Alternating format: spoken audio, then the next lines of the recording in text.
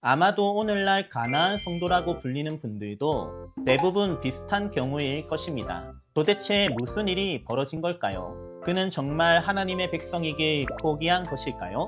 그리고 이것은 오늘을 사는 우리 역시 세상 속에서 충분히 겪을 수 있는 상황이기도 합니다.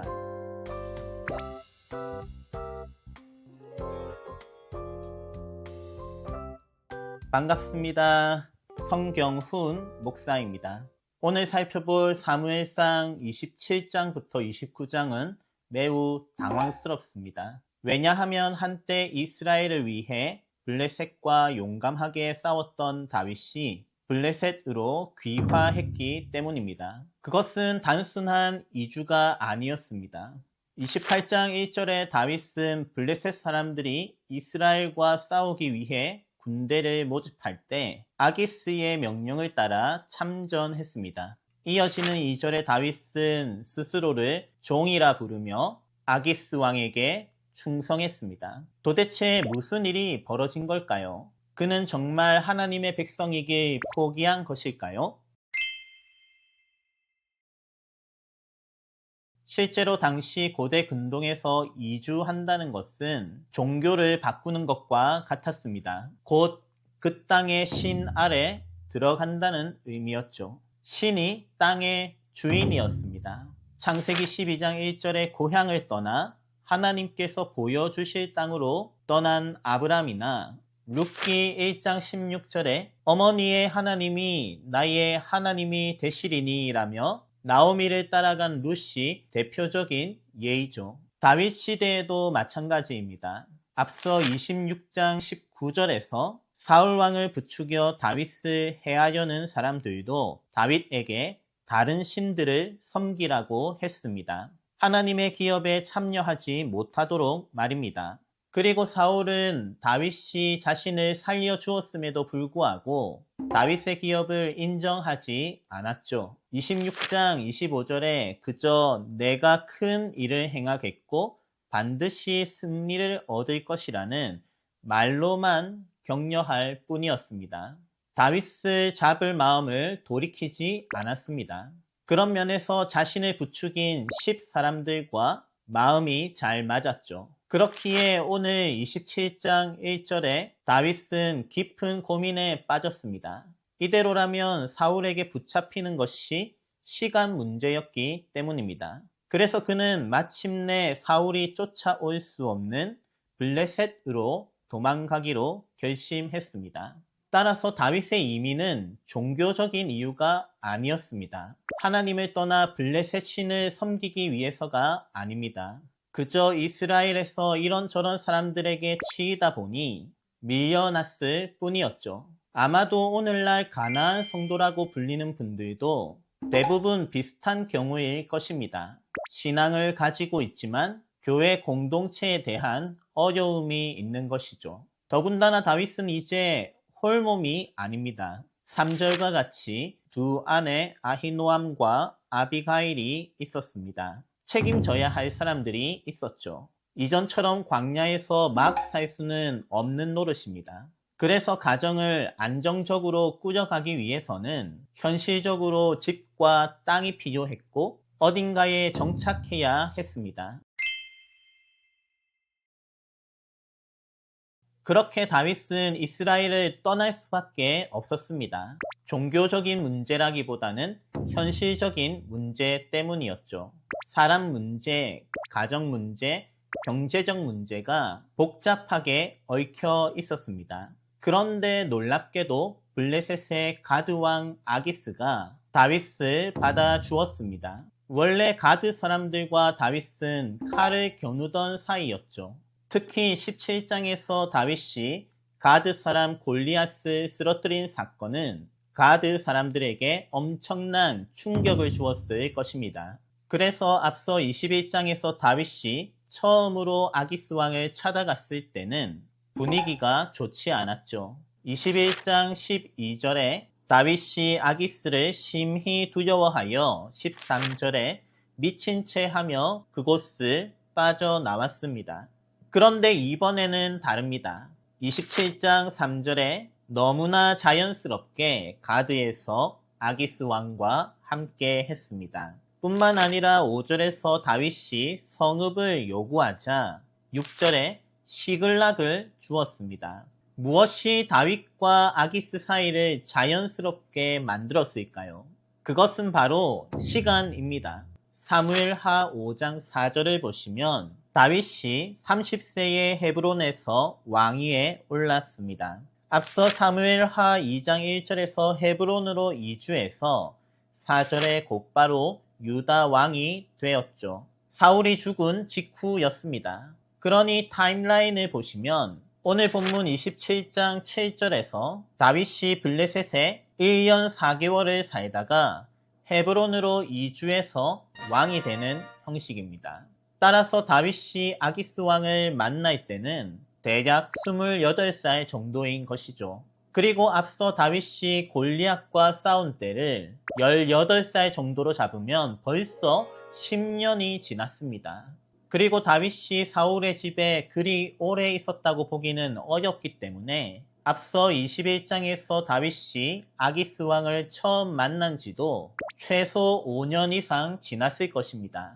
그 사이에 많은 일들이 있었죠. 그리고 아기스 왕은 다윗의 광야 생활을 지켜보면서 다윗과 사울의 관계도 충분히 알았을 것입니다. 마침 경비업 및 용병 업계에서 다윗의 실력도 검증된 상황이었기 때문에 아기스 왕 입장에서 다윗은 제법 쓸만한 사람이었죠. 더 이상 적이 아니었습니다. 도리어 가까이 두면 도움이 될 사람이었습니다. 이렇게 시간이 지나다 보면 어제의 적이 오늘의 동료가 되고 오늘의 동료가 내일의 적이 되기도 하죠. 그것이 아기스 왕과 다윗 그리고 사울 간의 관계였습니다. 때때로 엄청 미워했던 사람 사이가 한번 가까워지기 시작하면 더욱 가까워지는 경우가 있습니다. 아기스 왕과 다윗 사이가 그런데요. 아기스 왕은 다윗에게 시글락이라는 집을 마련해 줄 만큼 좋은 대우를 해 주었고 다윗도 아주 열심히 일했습니다. 9절을 보시면 다윗이 보통 블레셋 사람들이 일하듯이 다른 성읍을 약탈해서 여러 전리품들을 아기스 왕에게 주었죠. 업종이 좀 바뀌기는 했습니다만 실력 하나만큼은 나무랄 데가 없었습니다.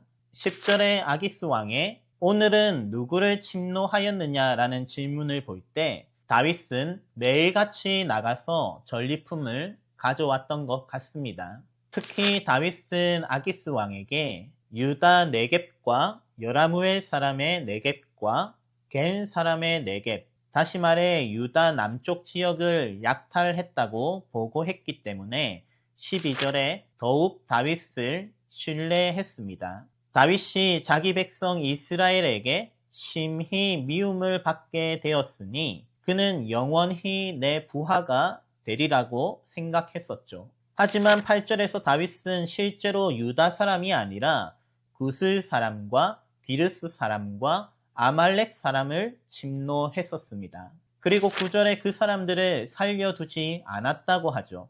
왜냐하면 11절에 그들을 살려서 데리고 가면 다윗이 아기스 왕에게 했던 거짓말이 들통날 수 있었기 때문입니다. 물론 다윗이 어떻게 이런 거짓말을 할 수 있는가? 또 자기 거짓을 숨기기 위해 어떻게 이처럼 잔인할 수 있는가라고 지적할 수 있지만 이것은 당시 다윗이 블레셋에서 살아남는 방법일 뿐이었습니다. 전쟁터와 같은 극단적인 환경에서는 가족들을 지키고 살아남기 위해 어쩔 수 없이 진실을 숨겨야 했던 것이죠. 그리고 이것은 오늘을 사는 우리 역시 세상 속에서 충분히 겪을 수 있는 상황이기도 합니다.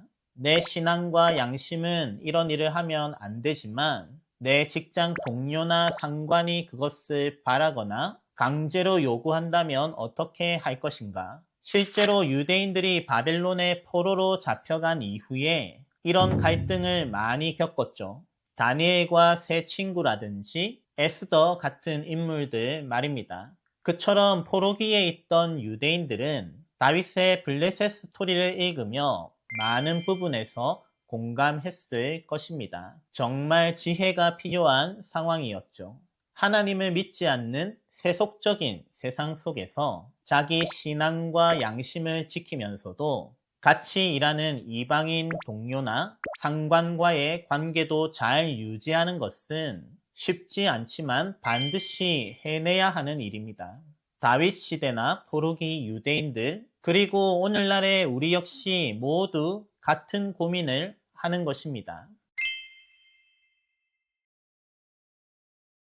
결국 다윗은 아기스 왕의 명령을 따라 이스라엘과의 전쟁에 참전하게 되었습니다. 아기스 왕은 28장 2절에서 내가 너를 영원히 내 머리 지키는 자를 삼으리라고 다윗에게 큰 기대를 걸었죠. 하지만 29장 3절에 다른 블레셋 방백들의 생각은 달랐습니다. 물론 아기스 왕이 다윗을 변호했지만 4절에 다른 방백들은 도리어 아기스 왕에게 화를 냈습니다. 5절에 또 사울이 죽인 자는 천천히요 다윗은 만만히로다 라는 노래를 꺼내들어 다윗을 돌려보내라고 합니다. 그들에게는 아직 다윗에 대한 트라우마가 그대로 남아 있었던 것이죠.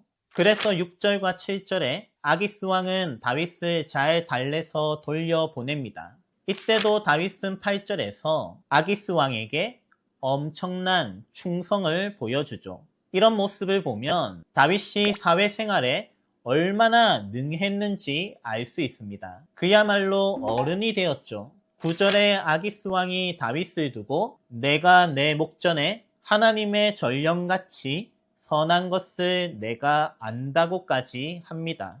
여기서 처음으로 아기스 왕의 입을 통해서 하나님이라는 단어가 나오는 것을 주목해 보시기 바랍니다. 어쩌면 이것이 오늘 다윗의 블레셋 스토리가 보여주고자 하는 결론이 아닌가 싶습니다. 다윗의 삶을 통해 이방인조차 선하신 하나님을 알게 되는 것 말입니다.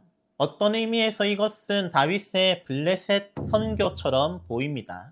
마치 교회를 나와 이 세상을 사는 그리스도인들처럼 말입니다. 어쩌면 골리앗의 나라도 하나님의 나라가 될 수 있다는 가능성과 비전을 보여주는 것이 아닐까요? 실제로 사무엘하 15장 18절을 보시면 다윗 왕이 압살롬을 피해 도망갈 때 그렛 사람과 모든 블렛 사람과 및 왕을 따라 가드에서 온 모든 가드 사람 600명이 다윗 왕과 함께하는 것을 볼 수 있습니다. 여기서 그렛 사람과 블렛 사람들 모두 블레셋 민족으로 알려져 있죠. 자세한 설명은 아래 내용을 참고해 주시고요.